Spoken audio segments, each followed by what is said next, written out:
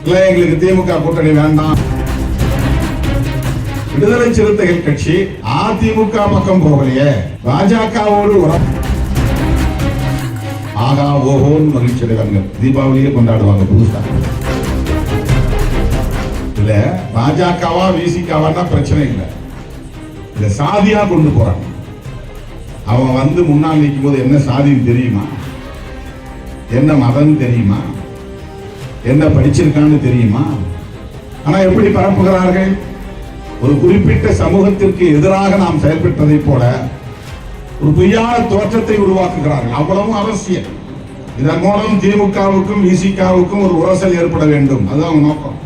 திராவிட முன்னேற்ற கழகத்தின் தலைமையிலான கூட்டணியில் இருந்து விடுதலை சிறுத்தைகள் கட்சி வெளியேறிவிட்டால் யாரும் நம்மளை பற்றி பேச மாட்டாங்க.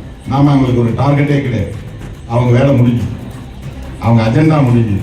இவ்வளவு விமர்சனங்களுக்கும் ஒரே காரணம், விடுதலை சிறுத்தைகள் கட்சி அதிமுக பக்கம் போகலையே, பாஜகவோடு உறவாடவில்லையே, பாஜகவையும் RSS-ஐயும் திரும்ப திரும்ப திரும்ப திரும்ப விமர்சனம் செய்யக்கூடிய ஒரு ஆளாக இருக்கிறாரு, சனாதன எதிர்ப்பை உயர்த்தி பிடிக்கிறாரு, திமுக கூட்டணி கட்டுக்கோப்பாக இருப்பதற்கு இவர் உற்ற துணையாக இருக்கிறாரு. இதுதான் பிரச்சனை. இல்ல எங்களுக்கு திமுக கூட்டணி வேண்டாம் அப்படின்னு நாளைக்கு நான் அறிக்கை விட்டா ஆகா ஓஹோன்னு மகிழ்ச்சி அடைவாங்க. தீபாவளியே கொண்டாடுவாங்க புதுசா, இன்னொரு தீபாவளி கொண்டாடுவாங்க. பிரச்சனை அதுதான்.